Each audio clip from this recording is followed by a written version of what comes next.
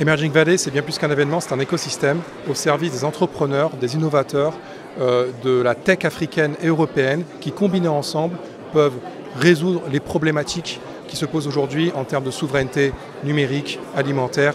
Et Dieu sait qu'aujourd'hui, avec la crise en Ukraine, on voit à quel point l'urgence de ces thématiques est à l'ordre du jour. Et nous sommes ici avec les startups africaines pour les résoudre.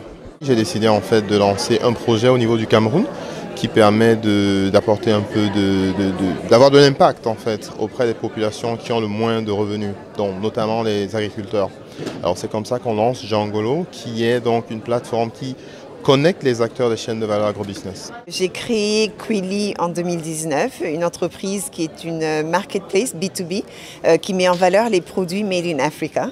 Et donc c'est une plateforme digitale qui donne accès aux produits qui sont fabriqués en Afrique, mais aussi on a un programme d'incubation qui nous permet de travailler avec les transformateurs locaux et s'assurer que leurs produits sont prêts à l'exportation. On collecte de la donnée. On traite en fait, ces données-là en fait, pour en produire de l'information qui seront en fait, utilisables par les acteurs de la chaîne de valeur agricole. Donc notamment pour l'agriculteur, par l'agriculteur en fait, pour pouvoir prendre les bonnes décisions, suivant en fait, l'irrigation, la fertilisation et le rendement, mais aussi en fait, aux banques qui peuvent utiliser ces données-là pour faire du credit scoring. 500, c'est un fonds d'investissement. On est basé aujourd'hui à San Francisco. Notre focus est vraiment sur le early stage. Donc on fait du sector agnostic, ça veut dire qu'on investit dans tous les secteurs. On a un focus particulier pour tout ce qui est tech.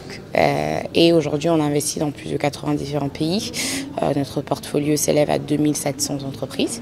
Participer à Emerging Valley, c'est notre midterm en fait, qui nous permet de rencontrer les investisseurs, de présenter notre plateforme justement auprès de potentiels investisseurs, mais aussi de potentiels partenaires.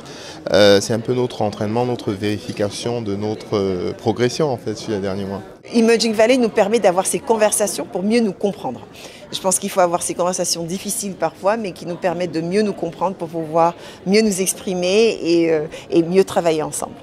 Donc on vient en fait découvrir des réseaux, mais surtout des investisseurs qui seront intéressés en fait, à rejoindre cette mission-là, en fait, cette vision qu'on a de faire de l'agriculture durable, efficace, mais surtout en fait, intelligente par rapport un peu au changement climatique et intégrer de la donnée, la data en fait, dans les process agricoles. En termes de ce qu'on tire, c'est vraiment de pouvoir aussi voir d'autres collaborateurs dans le même secteur, que ce soit investisseurs ou en général promoteurs d'entrepreneuriat dans les marchés émergents. C'était passionnant d'écouter toutes ces startups africaines qui présentaient leurs solutions avec l'Institut de recherche pour le développement ici en Provence, parce que le département des Bouches-du-Rhône, c'est véritablement un territoire laboratoire pour trouver des solutions grâce au digital, et notamment dans l'agriculture. Nous avons 20% des investissements africains de la France entière qui se font ici chez nous. Donc vous voyez une véritable terre qui mérite une attention particulière avec une implication forte du gouvernement qui nous aide aussi à avoir ces liens privilégiés avec l'Afrique. C'est la 6e édition que la ville de Marseille soutient Emerging Valley. Pour nous, c'est un événement important qui fait partie d'autres jalons de l'année dans les relations entre la ville de Marseille, les pays africains, les villes africaines. Notre territoire est une terre d'excellence au niveau de l'innovation et en plus, de par sa situation géographique, historique, les liens historiques que nous avons avec l'Afrique, nous sommes véritablement le pont et la porte d'entrée de l'Afrique et la porte de sortie de l'Europe dans le domaine notamment de l'innovation. Et c'est vraiment ce rôle de plateforme que nous souhaitons développer et renforcer, en tout cas du point de vue économique, parce que les échanges sont aussi aujourd'hui des échanges diplomatiques, politiques, sociaux, environnementaux. Donc c'est tous ces liens finalement que la ville de Marseille entretient et veut développer.